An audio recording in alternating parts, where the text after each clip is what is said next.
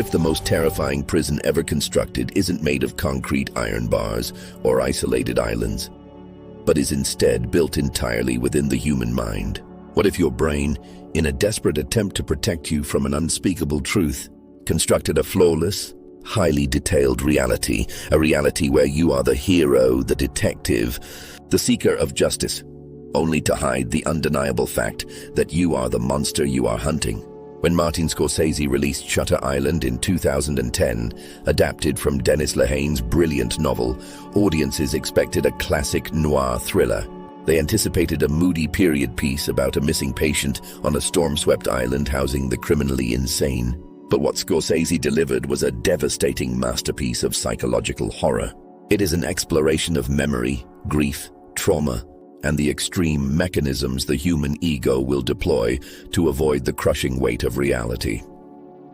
At the center of this narrative stands U.S. Marshal Teddy Daniels, portrayed with raw, unraveling intensity by Leonardo DiCaprio. We watch him arrive at Ashecliffe Hospital on Shutter Island, alongside his new partner, Chuck Owl. They are tasked with investigating the impossible disappearance of a patient named Rachel Solando, who seems to have vanished from a locked room without a trace. Yet, from the very first frame, something is deeply, unnervingly wrong. The atmosphere is saturated with an oppressive, suffocating dread. The guards look at Teddy not with respect for his authority, but with hyper-vigilant fear. The staff speaks in practiced, almost rehearsed scripts. The weather itself seems to mirror a descent into hell. And then comes the film's iconic, heartbreaking final scene. Sitting on the stone steps of the asylum, bathed in the soft, cold morning light after the storm has passed, Teddy turns to his partner and delivers a line that has haunted viewers for over a decade. Which would be worse, to live as a monster or to die as a good man? With those 12 words, the entire foundation of the film shifts. It reveals that the ultimate tragedy of Shutter Island is not that a man went mad, but that a man achieved total, excruciating lucidity and voluntarily chose the knife over the truth. Why did he choose the lobotomy? Why would a human mind, once restored to sanity, willingly surrender its consciousness to a surgical spike? In this psychological and philosophical video essay, we will deconstruct Shutter Island through 4 foundational frameworks: Sigmund Freud's theories of repression and defense mechanisms, Jean-Paul Sartre's concept of bad faith, Arthur Schopenhauer's veil of Maya, and Albert Camus' absurdist philosophy on suicide and choice. Welcome back to the philosophy of pop culture. Today we uncover the truth about Shutter Island to understand the tragic genius of Andrew Laertes, the man hiding behind the identity of Teddy Daniels. We must first examine how his psychological fortress was constructed. According to Sigmund Freud, the father of psychoanalysis, when the human mind encounters a trauma so immense that the ego cannot process or integrate it, it deploys defense mechanisms. The primary and most radical of these mechanisms is Verdrängung, repression, alongside total denial. Freud posited that thoughts, memories, and desires that trigger intolerable anxiety are forcibly pushed down into the unconscious mind. However, repressed trauma rarely stays buried. It acts like a pressurized gas inside a sealed chamber. If it cannot find a healthy outlet, it manifests as neurosis, psychosis, or elaborate hallucinatory delusions. In Shutter Island, Andrew Laertes' trauma is the absolute zenith of human agony. He is a World War II veteran who witnessed the unimaginable atrocities of the Dachau concentration camp.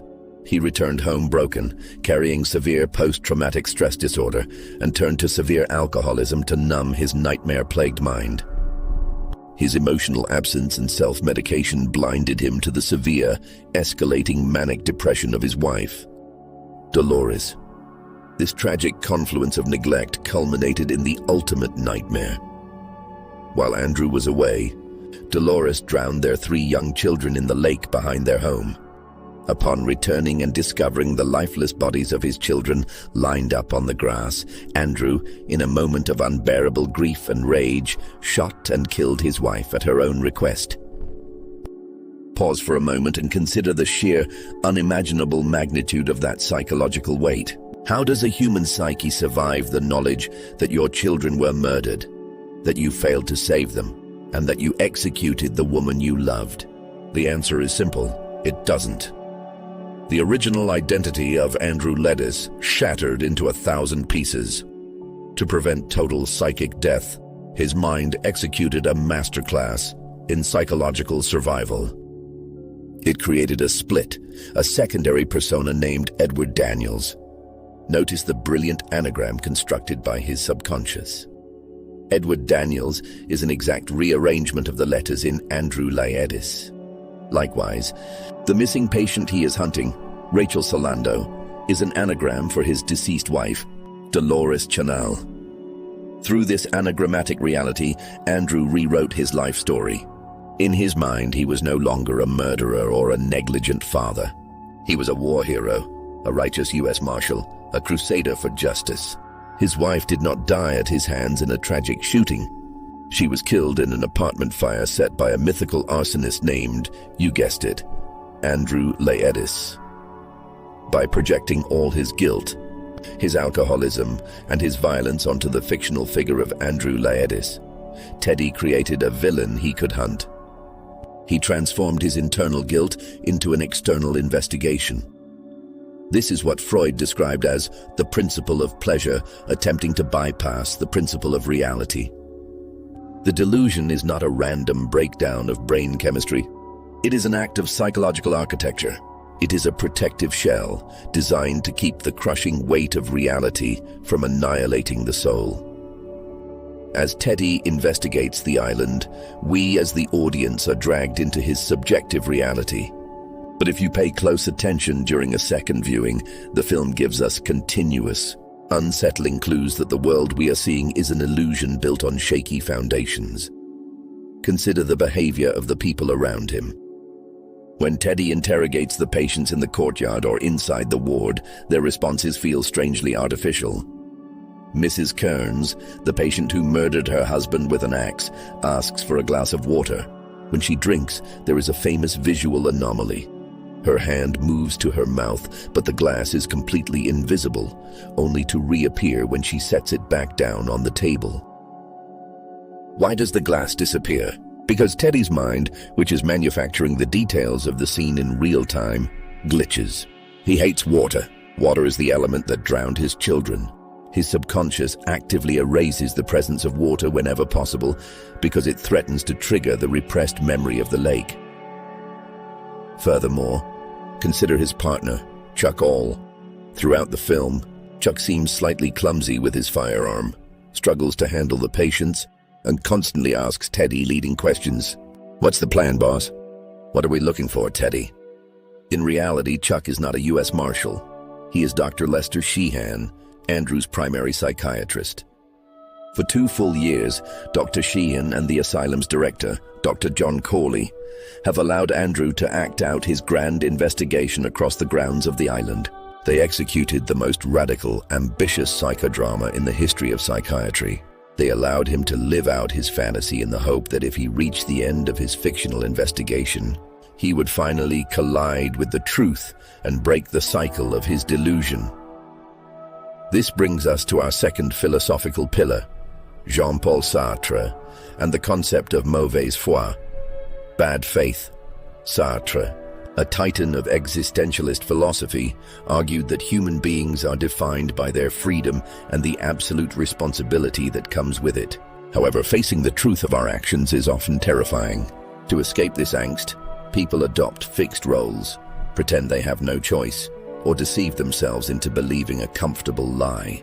This self-deception is what Sartre called bad faith. Teddy Daniels is living in ultimate bad faith. He wears his marshal's trench coat and fedora-like armor. As long as he is Marshal Daniels, he has a duty, a mission, a moral code. He is a righteous man fighting against a corrupt system.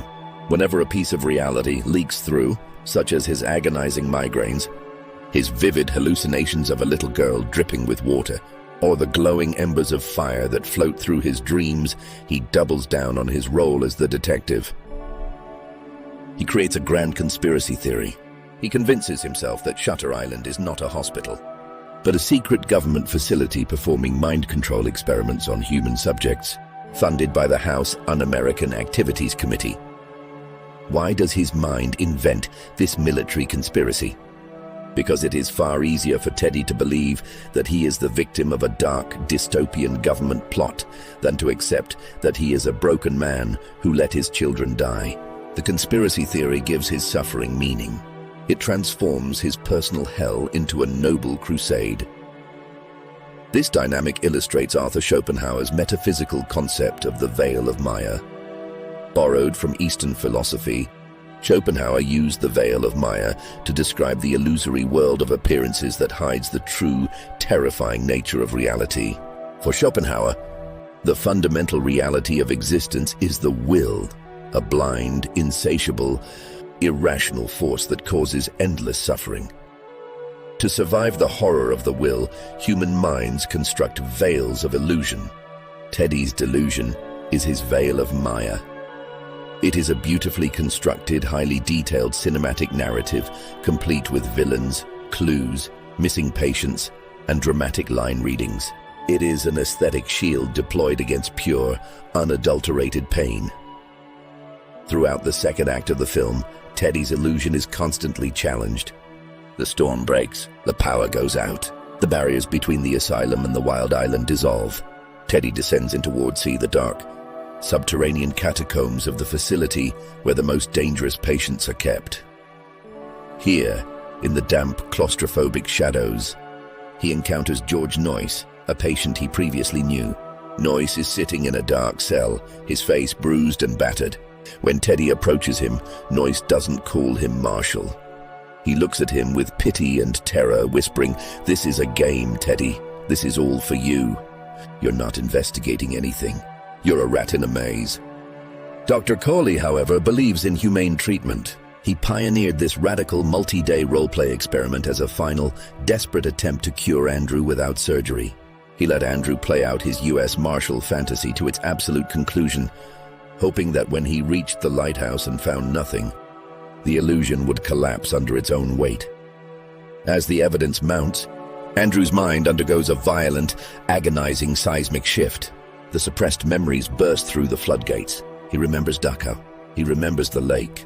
He remembers his wife's eyes as she sat in her wet clothes on the porch. He remembers pulling her body from the water.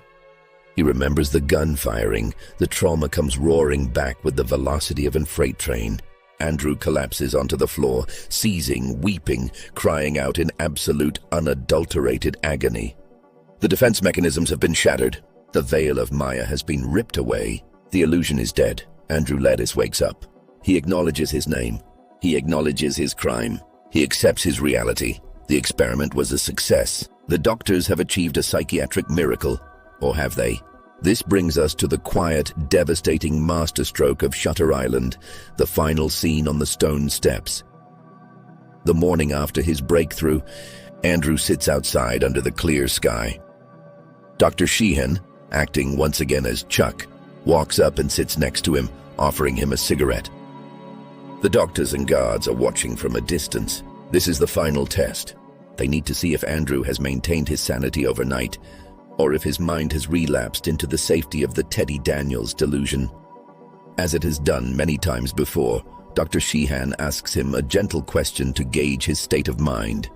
Andrew looks at him, takes a drag from his cigarette, and speaks with total composure. "We gotta get off this island. Chuck, whatever's going on here, it's bad. They're doing things to people." Dr. Sheehan's shoulders slump. His expression turns into one of profound grief. He looks back at Dr. Corley and subtly shakes his head. The signal is clear. The patient has relapsed. The radical experiment failed. The delusion has returned. Dr. Carley sighs, signaling to the orderlies. Two men step forward holding a white sheet and a hidden surgical kit containing an ice pick-like instrument.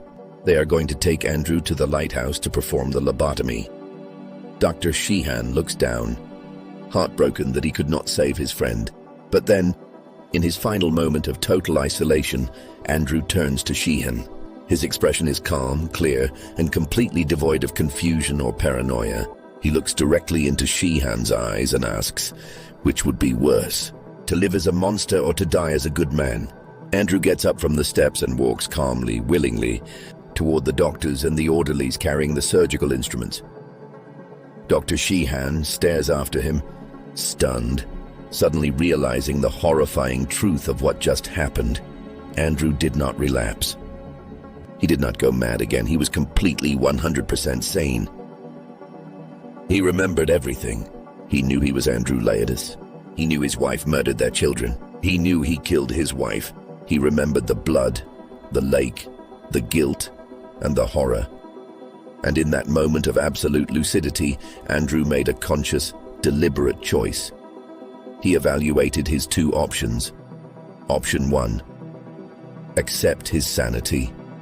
Live the rest of his life in a mental institution fully aware that he failed his children, that he murdered his wife, and that he is responsible for the destruction of his entire family. Live every single day carrying an insurmountable, agonizing weight of guilt that no human mind can endure. Live as a monster.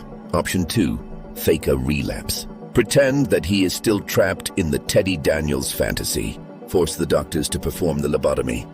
Allow them to sever the prefrontal cortex of his brain, effectively erasing his memories, his consciousness, his pain, and his identity.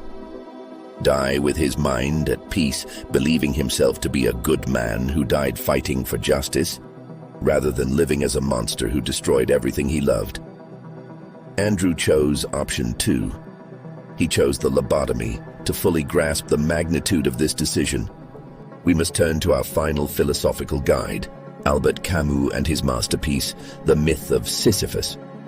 Camus opened The Myth of Sisyphus with one of the most famous statements in modern philosophy. There is but one truly serious philosophical problem, and that is suicide. Judging whether life is or is not worth living amounts to answering the fundamental question of philosophy. Camus explored the concept of the absurd, the conflict between the human tendency to seek inherent meaning in life and the silent, meaningless universe. When a human being is confronted with absolute, irredeemable suffering, Camus argued that most people seek escape. Some turn to philosophical suicide by adopting comforting religious or ideological dogmas. Others turn to physical suicide. What Andrew Laertes executes on those stone steps is a terrifying hybrid of both. A psychological suicide. He uses the medical apparatus of the hospital as his instrument of execution. He knows that by faking a relapse, Dr. Cawley will have no choice but to perform the lobotomy. Andrew does not want to physically die. He wants his consciousness to die. He wants the memories wiped clean. He wants the nightmare to end. In Camus' terms, Andrew looks into the abyss of his existence and decides that life under the weight of that reality is unlivable. But rather than jumping from a cliff, he uses the lobotomy as a mercy kill for his soul. It is a choice of chilling, tragic bravery. It requires immense self-awareness and unimaginable discipline. Think about what he had to do. He had to sit on those steps, look his friend in the eye, play the part of a madman, and walk toward his own intellectual execution without flinching, running, or fighting back. When he walks toward the orderlies at the end of the film, his posture is upright. His stride is steady. He is not being dragged. He is walking freely. In his final seconds of true consciousness, Andrew Laertes reclaims his agency. Throughout the entire film, he was a victim of war, a victim of trauma, a victim of his wife's illness, and a victim of his own mind's delusions. But in his final act, he becomes the author of his own destiny. He chooses how his story ends. He surrenders his intelligence to save himself from his memory. He trades his mind for peace.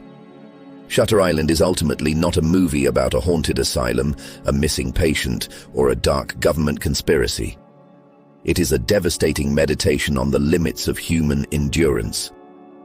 It asks us how much truth a human heart can hold before it shatters completely. It demonstrates that sometimes the greatest mercy we can offer ourselves is forgetting. Andrew Laertes looked into the mirror of his own soul, saw a monster he could not live with, and chose to close his eyes forever. And that is the truth. Would you choose to live with an agonizing truth? Or would you prefer the peace of a comforting illusion? Let us know your thoughts in the comments below. If you found this psychological analysis profound, make sure to like, subscribe, and hit the notification bell for weekly video essays on the philosophy of pop culture.